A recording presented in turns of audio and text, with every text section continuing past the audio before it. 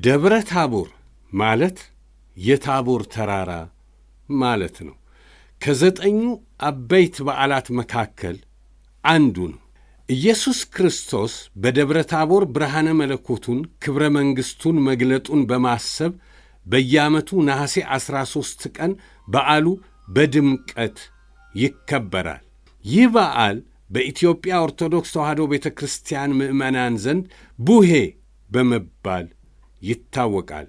ቡሄ ማለት መላጣ፣ ገላጣ ማለት ነው። በአገራችን ክረምቱ፣ ጭጋጉ፣ ደመናው ተወግዶ የብርሃን ወገግታ የሚታይበት በዚሁ በዓል አካባቢ ስለሆነ በዓሉ ቡሄ ተብሎ ይጠራል።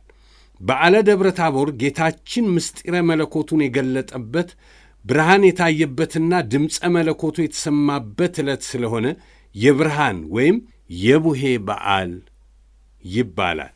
ቡሄ ሲመጣ የክረምቱ ጨለማነት አልፎ ወደ ብርሃን፣ ወደ ጥቢ የሚያመራበት፣ ወደ መጻው የሚገባበት፣ ወገግታ የሚታይበት፣ ሰማይ ከጭጋጋማነት ወደ ብሩህነት የሚሸጋገርበት ወቅት በመሆኑ ከቡሄ በኋላ የጠነከረ ክረምት አይኖርም። ቡሄ ከዋለ የለም ክረምት፣ ዶሮ ከጮኸ የለም ሌሊት እንዲሉ በአንዳንድ የአገራችን አካባቢዎች የቡሄ ዕለት ማታ ሰዎች ችቦ ያበራሉ። ሕፃናቱ ይህ በዓል ከመድረሱ በፊት ቀደም ብለው ጅራፍ ሲገምዱና ሲያጮኹ ይሰነብታሉ። እናቶችም ለዚህ በዓል የሚሆን ዳቦ ለመጋገር ስንዴያቸውን ሲያጥቡ ሲፈትጉ ይሰነብታሉ። በበዓሉ ዋዜማ ነሐሴ 12 ቀን ሕፃናት በየቤቱ እየዞሩ ቡሄ በሉ ቡሄ በሉ ቡሄ መጣ ያመላጣ ቅቤ ቀቡት እንዳይነጣ እያሉ ይጫወታሉ።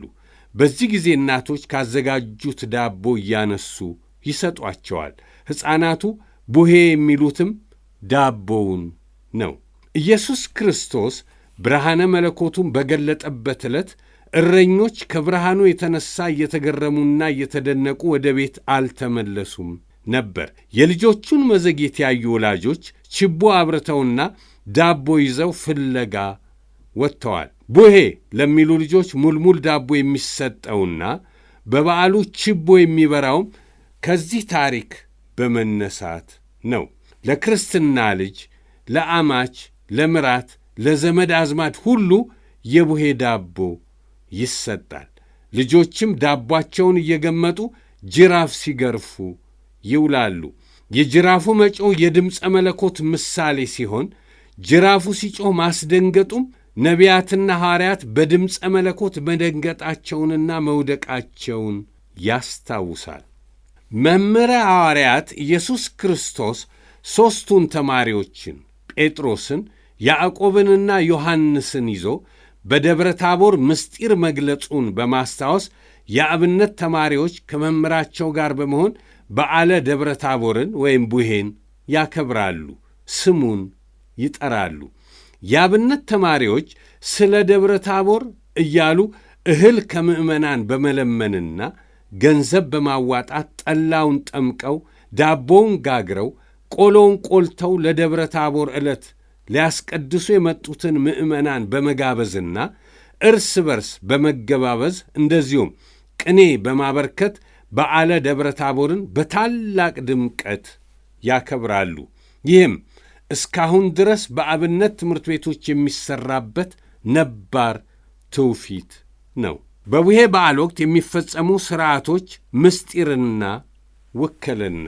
ጅራፍ በኢትዮጵያ ኦርቶዶክስ ቤተ ክርስቲያን አስተምህሮ መሠረት ጅራፍ በደብረ ታቦር በዓል በትውፊታዊ መልኩ የሚታየው ምስጢር በኢየሩሳሌም ስለሚሆነው የኢየሱስ ክርስቶስ ምስጢራዊ ሞቱ ነው።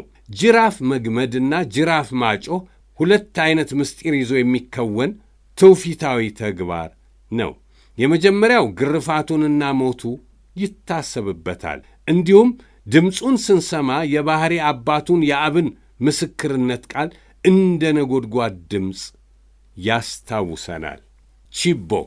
ችቦ የኢየሱስ ክርስቶስ ብርሃነ መለኮት መገለጥን የሚያመለክት ነው። በመሆኑ ችቦ ተለኩሶ በዓሉ ይከበራል። የዚህ ትውፊታዊ የት መጣ ግን በብርሃኑ ድምቀት የቀኑን መምሸት ያልተረዱ እረኞች በሜዳ ቀርተዋልና ወላጆች ከመንደር ችቦ ለኩሰው ልጆቻቸውን ፍለጋ ሄደዋልና ታሪኩን እያዘከረ በዓሉ ይከበራል። ሙልሙል በችቦ ብርሃን ልጆቻቸውን ፍለጋ የወጡ ወላጆች ዳቦ ጋግረው ይዘውላቸው ወጥተዋል። ስጦታው ቤተሰባዊነትን፣ ፍቅርንና መተሳሰብን መግለጫ ነው። ወደ ቤታችን ቡሄ እያሉ ለሚመጡ አዳጊዎችም ዘምረው እንዳበቁ የሚሰጥ ሙልሙል ዳቦ አለ። የቡሄ ዳቦ የሚሉት ሙልሙል ጎበዝ ተሰብሰብ ቡሄ እንበል ሆያ ሆዬ ጉዴ። ሕፃናቱም ሊዘምሩ ሲመጡ ዳቦ መስጠት ልማዳዊ ብቻ አይደለም። በኢትዮጵያ ኦርቶዶክስ ቤተ ክርስቲያን አስተምህሮ መሠረት ሕፃናቱ የደቀ መዛሙርት ምሳሌ ናቸው። መዝሙራቸው ደግሞ ሐዋርያት የምሥራች ይዘው የመምጣታቸው ምሳሌ ነው። የቡሄ ጭፈራ ግጥሞች ለቡሄ ጭፈራ የሚመጡ ወጣቶች ቡሄ ወደሚጨፍሩበት ቤት በተጠጉ ጊዜ እንዲህ በማለት መምጣታቸውን ያሳውቃሉ። መጣና መጣና ደጅ ልንጠና፣ ክፈት በለው በሩን የጌታዬን፣ ክፈት በለው ተነሳ ያንን አንበሳ፣ መጣና በዓመቱ እንዴት ሰነበቱ፣ መጣሁኝ በዝና ተውስጠኝ ምዘዝና እያሉ ይቀጥላሉ። አድማጮች፣ ለዛሬ ሃይማኖታዊውና ትውፊታዊውን የቡሄ በዓል የዘከርንበትን ጥንቅር በዚህ እናበቃለን። በድጋሚ መልካም የቡሄ በዓል ይሁንላችሁ። ሆያ ሆዬ ሆ